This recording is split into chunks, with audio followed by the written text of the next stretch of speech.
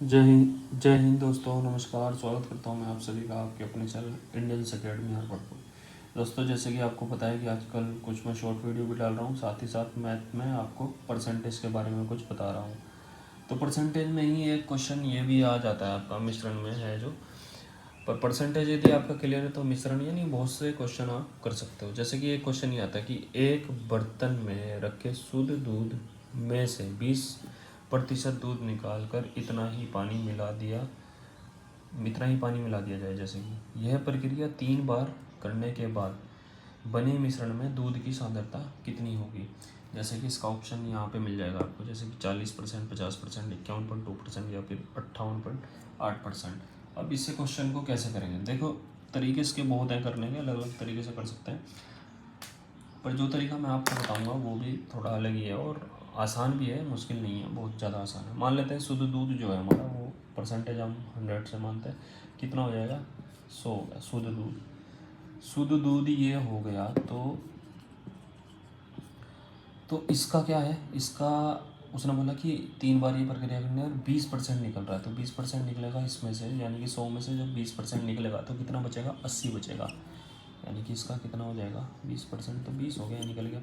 उसके बाद इसने बोला एक बार और करेंगे इस प्रक्रिया को। ये हो गया आपका, इसका 80 का 20% कितना हो जाएगा, 80 का 20% हो जाएगा, मैंने कहा था 0 हटा देना, 8 दूनी 16, यानी कि 16 हो जाएगा। ठीक है, जब इसमें से 16 निकालेंगे तो कितना बचेगा, ये बच जाएगा अपने पास कितना 64। ये 64 हो गया। एक बार प्रक्रिया होगी, 2 बार होगी, तीसरी बार प्रक्रिया फिर करेंगे। तो तीसरी बार करने के बाद ही तो बचेगा, जो बचेगा वही उसका क्या होगा, आंसर होगा। अब 64 है, 64 का 20% क्या होगा, 64 का 20% बहुत ही आसान है दोस्तों। मैंने बताया कि 10% इसका यहाँ पे पॉइंट लगा दो, 20% क्या हो जाएगा, इसका ही डबल हो जाएगा। जब 64 का हम ये डबल करेंगे तो कितना हो जाएगा आपका, ये हो जाएगा आपका 12.8 हो जाएगा।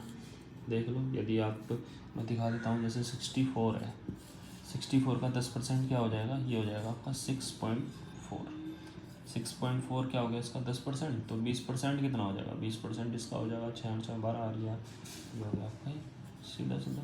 दोस्तों बहुत ही ज़्यादा आसान है, ये थोड़ा मैं बताने के लिए कर रहा हूँ।